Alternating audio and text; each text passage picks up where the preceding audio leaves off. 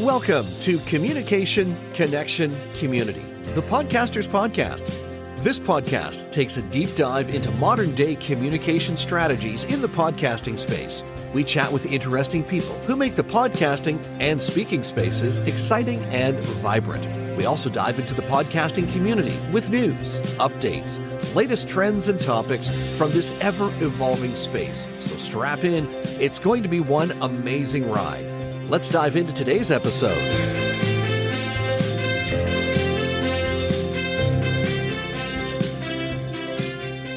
You know, when it comes to podcasting, we don't always attune it to being fully related to leadership, but in a way it is because firstly, you're the leader in your business. So if you're leveraging your podcast as a way to get your messaging out and elevate your credibility, that's about leadership too. That's about taking an active role in promoting what it is that you do. But it's also about leading the charge for your show. And also, even if you have a team, being the driving force behind it. Our guest today is an expert when it comes to leadership development and coaching.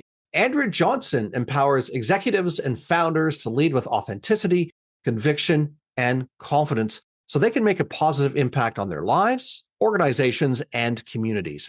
As an adoptive parent who grew up internationally, navigating mental and physical wellness, she learned that emotional resilience must be earned. Andrea works with leaders who feel stifled and have grown unsatisfied with their current level of influence.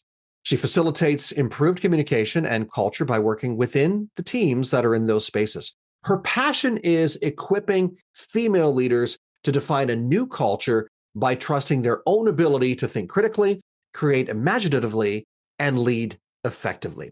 She's also a sought-after podcast guest and the host of the Stand Tall and Own It podcast. We are so thrilled she is with us here today. Andrea, welcome to the podcast. Thank you, Carl. I am privileged to be here.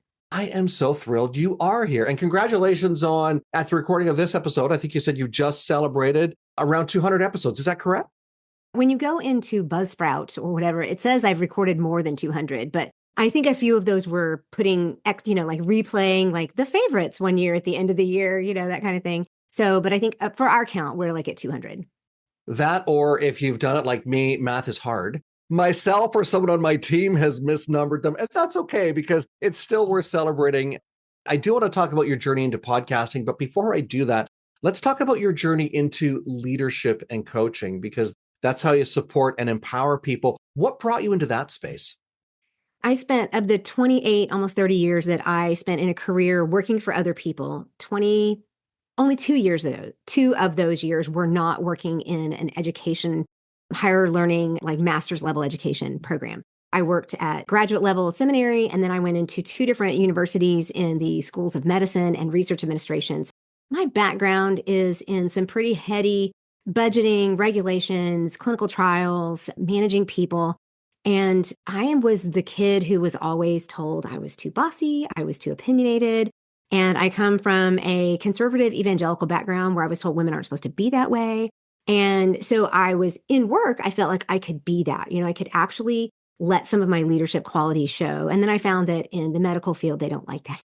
When I hit 50, I said, enough is enough. And I really want to celebrate who I am and be who I am. And I started looking at ways that I could actually help people. Because as a manager, I would bring people in, even on interviews, and I would tell them, this is a launch pad job for you. This is not a landing pad. And when I would train people up after 2 years, I had one time the chief of the division came in and said, what did you do wrong? I said, what do you mean what did I do wrong? Why did they leave? And I'm like, I don't know, we got them a better job. And he's like, but they left. And I'm like, I know, it was wonderful. And so I realized that my sensibilities and my desire to leave things better than I found them, be they a rental property or a job or a person, that was at odds with being in an institution that really values, and for good reason, institutional memory. It really values consistency. It really values those things, those people who stick around in one job for 30 years. And I said, I have to do something different. And a friend of mine said, what about John Maxwell? And I'm like, what about John Maxwell? I mean, he's an author. And she said, I just got certified as a coach, speaker trainer coach with John Maxwell. And I'm like, huh. And I thought about that and then I forgot about it. And then another 6 months went by and I had more evidence that I needed to be not necessarily in a large university setting. And I said, you know what? I think I'd like to talk about that again. And that was the beginning of it. I had already started a personal growth journey. Actually, that began when I was 20, when I put myself in the hospital for bulimia and depression. And somebody said, guess what, Andrea? You can make your own decisions. I started and I did like Franklin Covey, Steve Covey kind of stuff.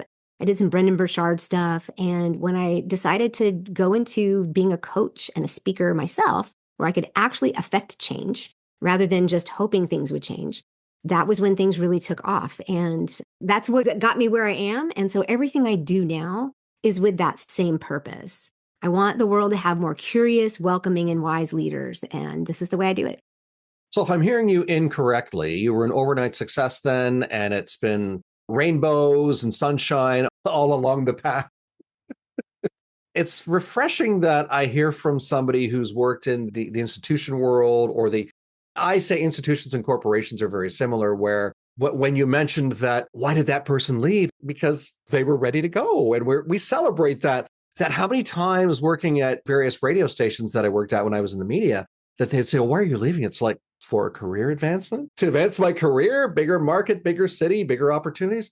Oh, but you're leaving us. I'm like, yes, I am. So that the struggles and folks, I still think that people still don't get that entry level. And then people want to move up. They don't want to stay in the same place forever. And it's a different world than when, parents and certainly grandparents and my parents and grandparents were at that place where you would get a job and you'd want to stay there for 30 or 40 years because there were opportunities for advancement within that organization. That's just is it not the norm? It's just people don't do that anymore. Well, and I'm a Gen Xer, I'm an older Gen Xer, and it is normal for me. I mean, what's funny is when I went to LinkedIn, when I quit my job to be self-employed, I went to LinkedIn to put in the change. And I noticed that I had been at Johns Hopkins University for 11 and a half years and the University of Virginia for 11 and a half years. And I said, oh, evidently that's my limit. The thing that is a hard thing to understand about what you're saying is you'd think in a big institution like that, you'd be able to move up and you'd be able to do that. And there are plenty of people who do, but if it's not the right environment for you, you don't need to be there. And if it's not the right environment for you, you're not going to thrive. Therefore, you're not going to be the one that everybody says, oh, come work for us. There's a lot that goes into play, but I find I'm also a DISC consultant. And I find that when I get in institutions like that, one of my clients, an 18-month client, was an actual veterinary hospital, which I found to be fascinatingly similar to human medicine with similar things and similar issues. But what I noticed was because 69% of the general population is on the DISC scale, an S, which is a steady. These are our team players. These are the people who do not want things to change. They actually keep you balanced. They're the ones who keep the trains literally running on time. They're the ones who make sure all the regulations happen. And when you've got 69% of the population in a situation like that, it makes it much harder to do change. These are the people who are at the bottom of your change curve, right? When you have an institution that is in a town and it's the biggest employer in a town, then all the people flock there. And that's just the way it's going to be. I think it's sad to me. And I just had a conversation on Tuesday with a gentleman from another university because now I want to work with universities in a different way. But in the conversation with him, he said they'd done some market research and they found that people seem to be promoting individual contributors who do really good at their job into management positions, and then they don't know how to lead people. And I just looked across the table. This is not a new problem. This has been the complaint for 50 years. It is the exact same thing we've always done.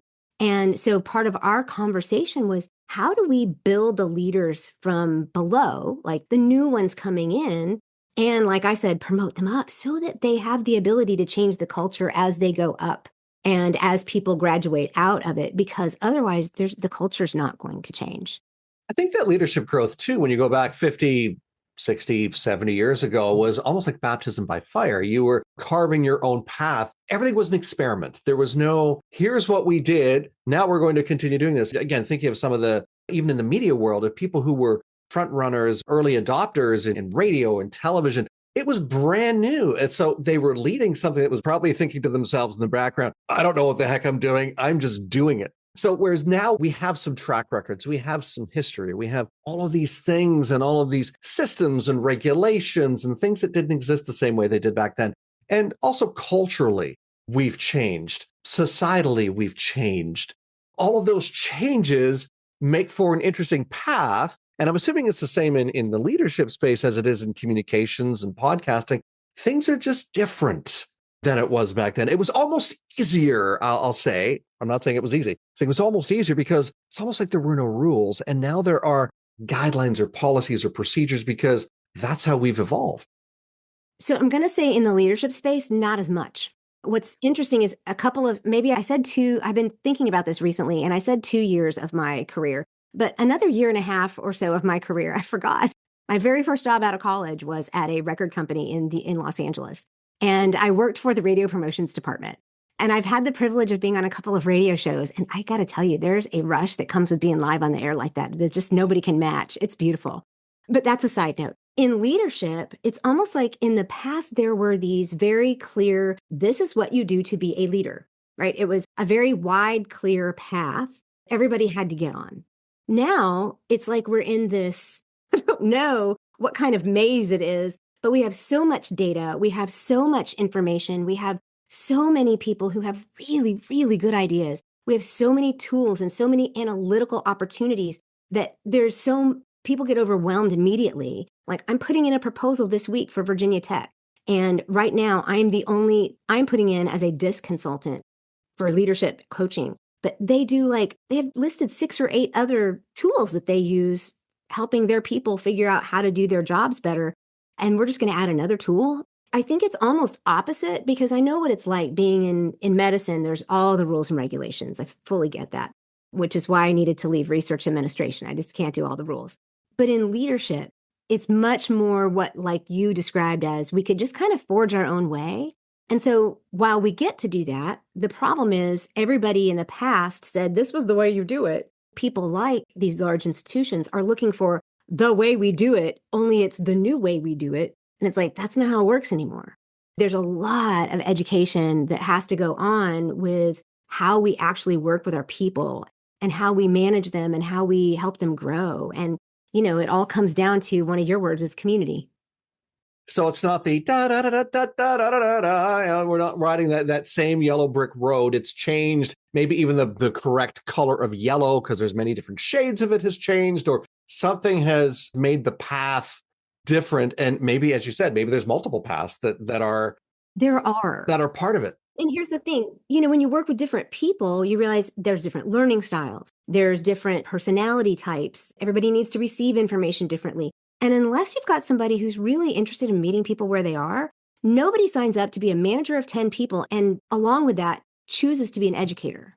They're not educators. They're managers. They make sure the status quo happens. They make sure things get done. The widget gets made with the least amount of problems.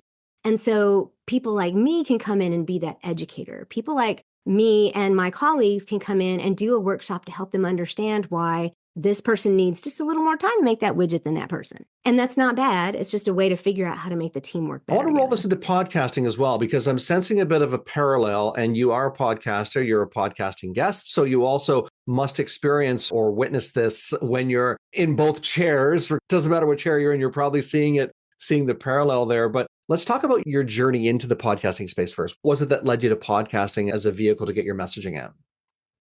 I started listening to podcasts probably in 2018, 2019.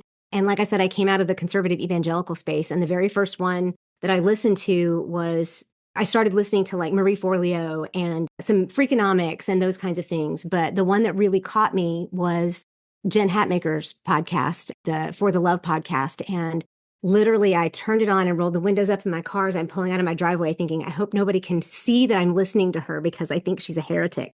I came into podcasting with a very different view of it than, I don't know, maybe some other people come in thinking podcasting is like this, super cool thing. Now it's big, but I started with her and then I started listening to after I met her. So it's like all my biggest podcast memories are with people I personally know, which is another big thing. So this was a speaking coach I had met at a conference and I started listening to her. And during the pandemic, I was out working from home. So I was out in my backyard weeding and I was listening to her in my earbuds. And she literally said, "Is your next stage a podcast?" And I stood up straight, shouted to the trees, yes, that's my next stage. And I think it was because I look back on it and I actually love sharing that story and I loved sharing with her, but it was the right moment when I was ready to say, I have something to say.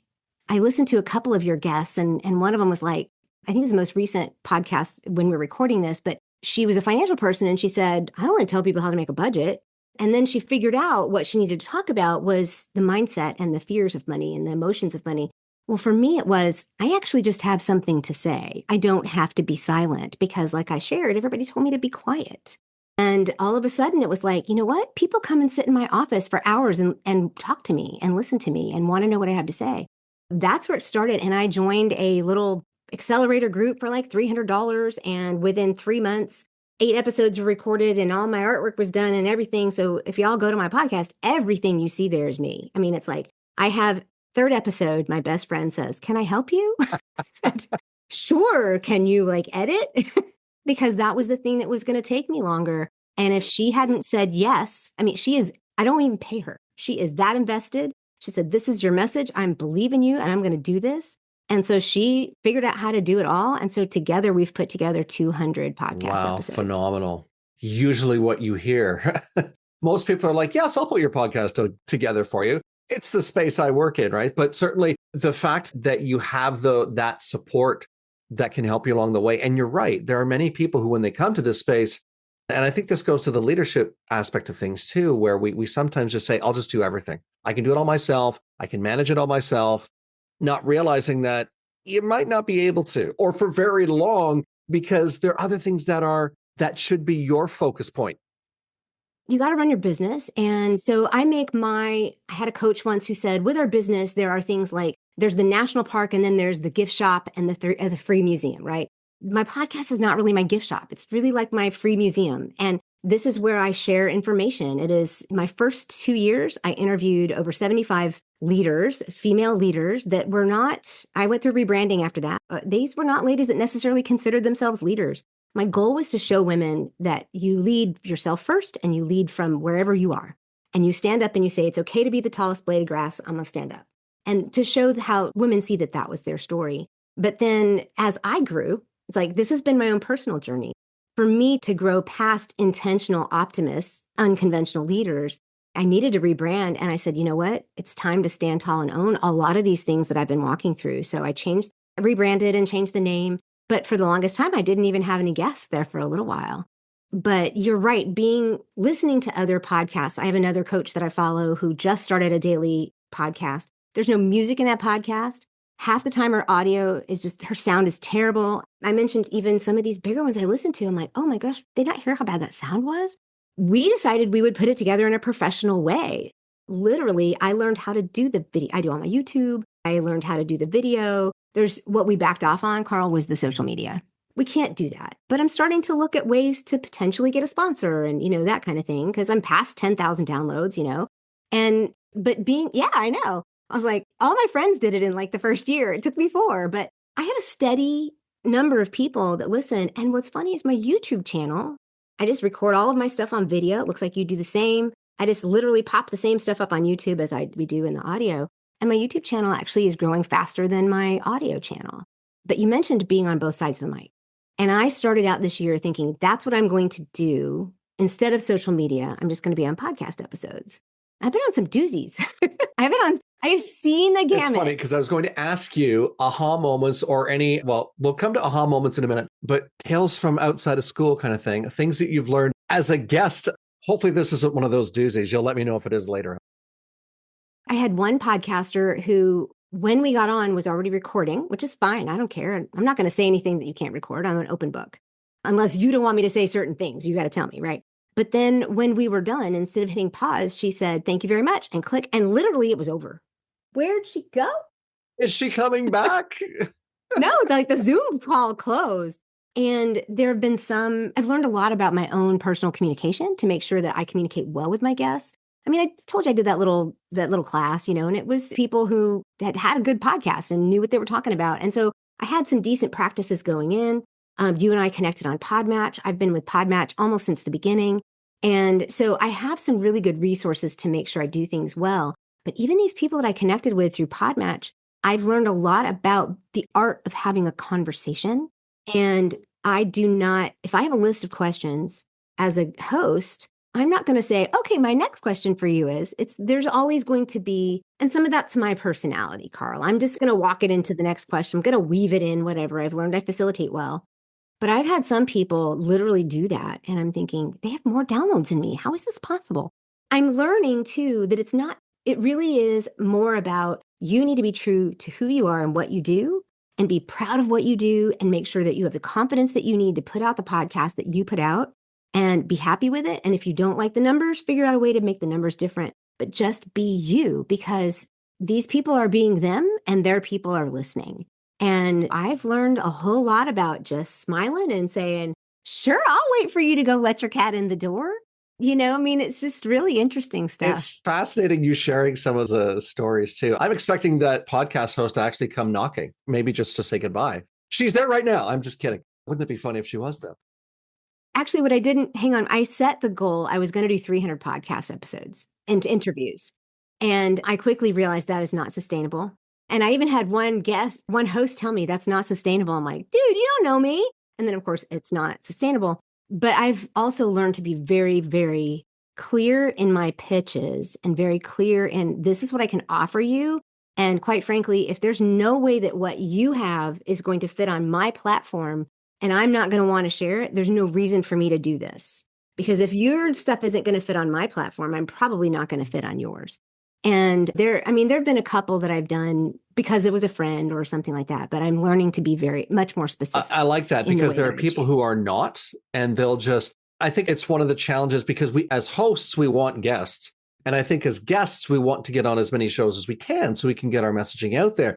And if we see one of those what I like about Podmatch is they have the tags that you can look at the tags and say, oh, somebody's talking about this. And they'll just do, in some cases, it's blanketed. It's the same blanketed information to every single host. I want to be on your show. I want to be on your show. Not necessarily realizing that it's not a fit.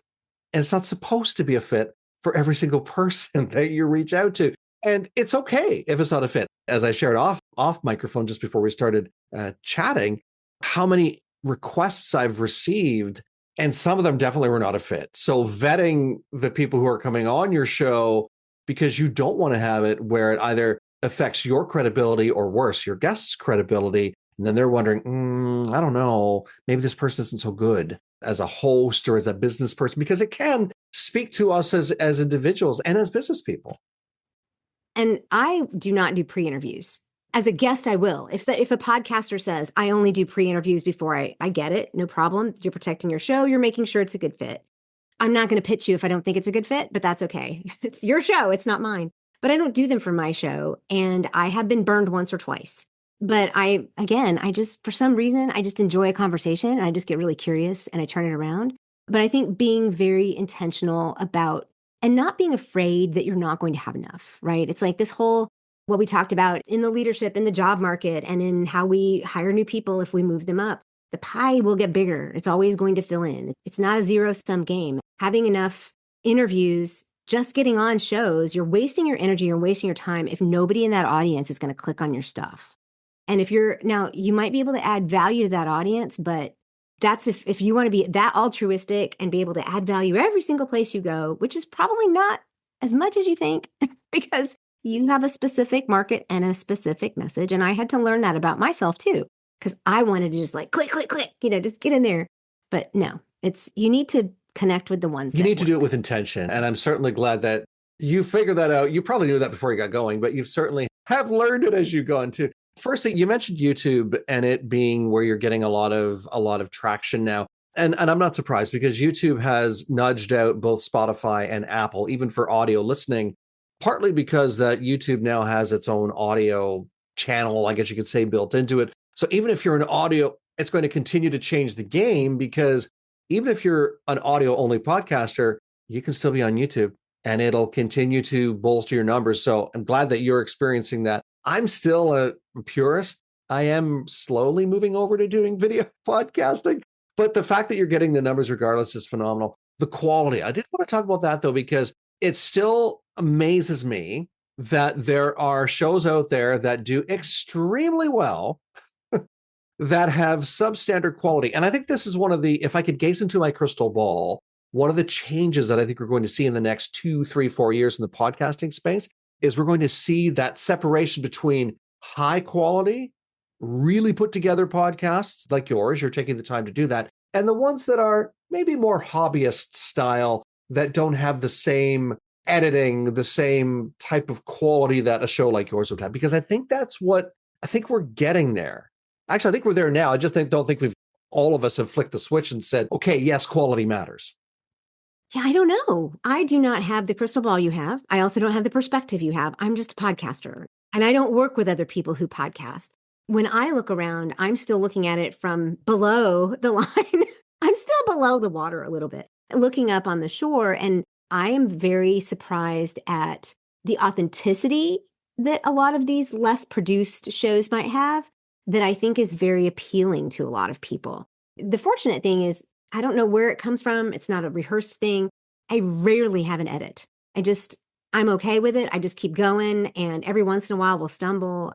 Every once in a while with a guest. Like I had a guest whose daughter came in the room once, but it was like edited that out on the video. And I told my friends, like, it's about this perfect spot. Get that stuff out of there. But most of the time it's not even edited, but it has a nice beginning and a nice end. I am disappointed when I personally go to look at someone's YouTube podcast and it's just the audio version. And because I'm like, I engage face to face. This is why I like the video recordings. My top strength from Clifton Strengths is relator. I can look in a camera and I can relate to somebody. And so for me, I know that the video is actually a stronger piece. People tell me I have a relatable voice. I don't get it. I think I sound like a little kid. But when I can look in the camera, I feel like I can relate to people. That's one of the reasons why I moved in that direction. I love it. And I'm really glad you shared that. And that's a good message for somebody like me who is an audio only podcaster who does have audio only shows on YouTube. Again, shifting to video very shortly. By the time this goes live, this might very well be a video show. So yay, we make that transition. But one of the things I did want to mention, though, just as we back up a minute there about quality, I believe, and I'll get your opinion on this, I believe that if it's forward facing and it's of a lower standard, and I'll give you an example. But if it's of a lower standard, it's a reflection of your brand. It's a reflection of your business. It's a reflection of your credibility.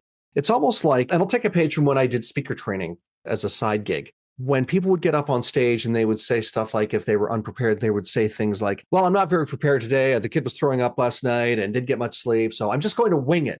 If you say that on stage, you're probably, and again, people are very forgiving, but again, I would not trust anybody in business that says they're just going to wing it. I would not take my car to my auto mechanic, and if he said the same excuse, the kid didn't sleep well last night, I'm kind of tired, and I'm not prepared to work on your car today, so I'm just going to wing it. Winging it has never, correct me if I'm wrong, but winging it, in my estimation, has never really given you the best results. Oh, I would agree. And early on, I did almost full scripts. I still almost do full scripts. But part of it is because my husband's a pastor, okay? So it's like he does full scripts. Otherwise, we'd be there an hour and a half. And I'm the same way. Mark Twain said it took me a whole lot longer to write this letter to make it this short because it's a matter of making sure that I say what I need to say. I don't need my podcast episodes to be an hour and a half. I need them to be like 30 minutes for a solo. And so being able, and I agree with you, and of course, this is just my opinion, or as we used to say, my humble but accurate opinion. I agree. Quality is a reflection of me, right? For somebody like Jen Hatmaker to sound like she's talking on an iPhone because she's on a vacation somewhere recording a podcast episode is probably just fine. But if I sounded like I was on an iPhone somewhere in my backyard, it might not work so well. And I don't know, but that's just who I am. Mine is always going to be a little bit more on the professional polish side. Because I'm kind of still kicking tradition in other areas, I'm wondering if that's not a traditional piece we are hanging on to, like even from media and radio, because there's a certain standard that you need to meet with radio, right? I mean, it's like, I remember when I worked in that, even though it was radio promotions, right? I was never in the studio or anything. It was like dead air was the worst thing in the world that could happen to you. Even just taking a long pause or a lot of these, I don't know if this is a trend or something that's going to go away. I hope it does, but cutting out people's pauses, that removes, like you said, speaker training, that removes all of the curiosity. It removes all of the interaction that my brain might have with the speaker. It removes all of that. And I don't like watching these little clips that they put on social media from a podcast where they've cut all of my pauses out. I put them in there on purpose. Thank you very much. Because I understand, like you said, speaker training. I understand how to give a cadence to something. I think there's a reason why we say certain things. There's a reason why some podcasts do really, really well, even if they don't say a whole lot, because they're easy to listen to. They don't bother your ears. They give you something that you can take away and you know that you're better off for having been there. And that's really kind of what I want mine to be. And that's a very good perspective. And I agree with you. And I think, again, maybe it's our former media hat that we're wearing. And again, same thing. I will do certain pauses for effect, but I think where we're getting into not getting into the weeds, but we're separating and again, this is sort of like separating, as I call it, separating fly poop from pepper, right? It's like, which one do we keep? I'll give you an example. Somebody asks a question, and if it's video, fine. But if you're listening to the audio version, because there are still audio platforms out there, you're listening to the audio version, and the person at the other end of the question pauses for quite a while, and I just did that for effect. So I hope my editor leaves it in there, which I think if I just gave him that cue, he will. Definitely is distracting. And if it's that distracting all the time, when you do not you personally, but just with the research that I've looked at, what are some of the things that tune listeners out? It's lower quality, dead space, content that isn't relevant. And the content that I'm thinking of is, that's a really good question. I never thought of it that way. Oh, wow. Let me think about this. Gosh, Andrea, I don't know how to answer this question. That's not relevant to the conversation. A pause for effect, like if you're on a stage, this is a stage, right? We both agree that this is a stage. This is my next stage. That's what she said to me. Is podcasting your next stage? I love Absolutely. The next stage. That should be a podcast. It probably is already. But if you're doing it for effect, viewers know that, listeners don't. That's why if there is a pause for effect, it needs to be shorter. This sounds like I'm actually editing the episode. I'm not.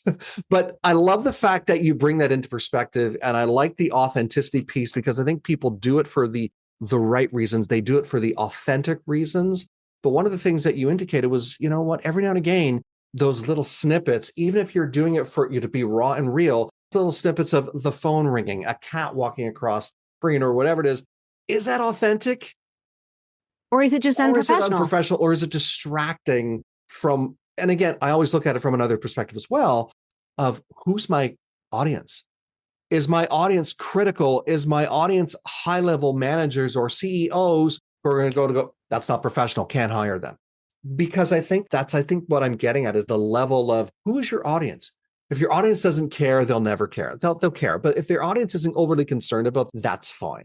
But if you're looking at bringing in 8, 9-figure income earners and they see all these little nuances, they might not be as inclined to connect with you.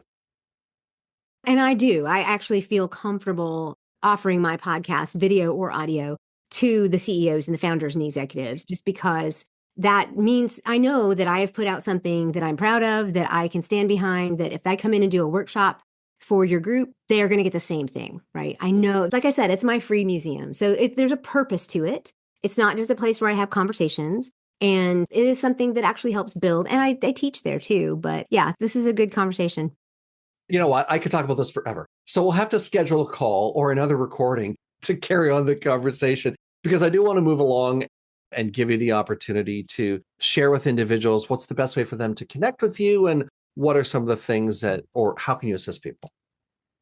Sure. I mentioned core values a little while ago. One of the things the purpose that I am here and why I speak is because I think that the world needs more welcoming, curious, and wise leaders. And all of that has to do with knowing yourself. The first person you lead is the person in the mirror.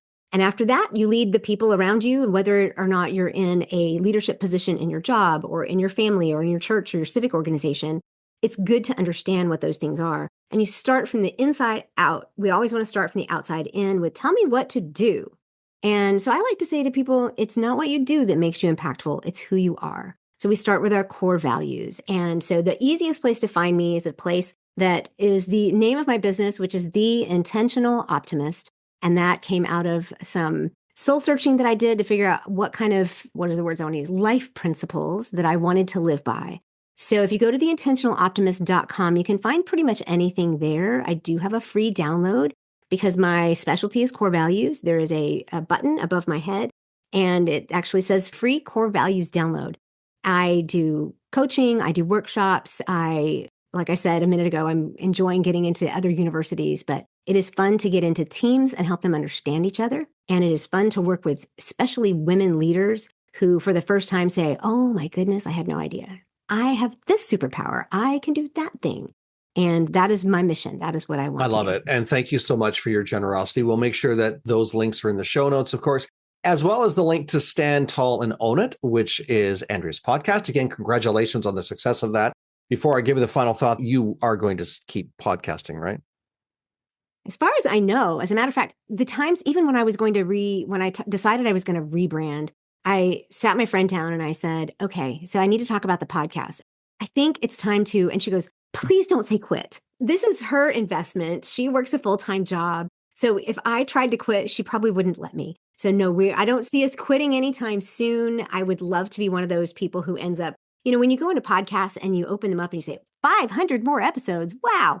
I would like to be that because, again, it's a resource and it's a little bit of my journey of how I've grown, but I don't offer anything in there that I don't still stand by. And so it's good stuff. I hope to keep doing it for a long And I hope time. you do too, and a valuable resource. And we'll certainly make sure that the link is in the show notes as well, like I said.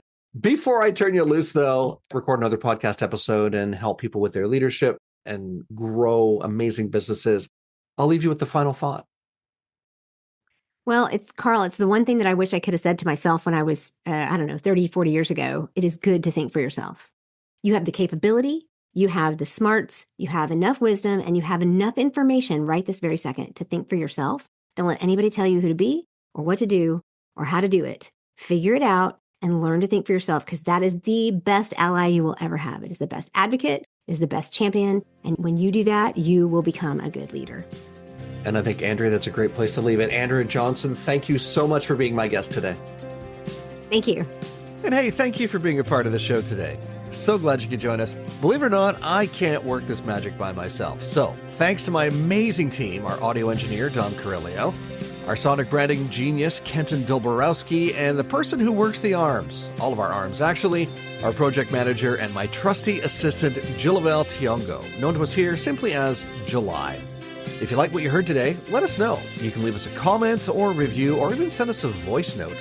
And if you really liked it, we hope you'll share it with your friends and your colleagues. If you don't like what you heard today, well, please feel free to share it with your enemies. And if you know of someone who would make a great guest on the show, let us know about it. You can get in touch with us by going to our show notes where all of our connection points are there, including the links to our website, LinkedIn, and Facebook as well.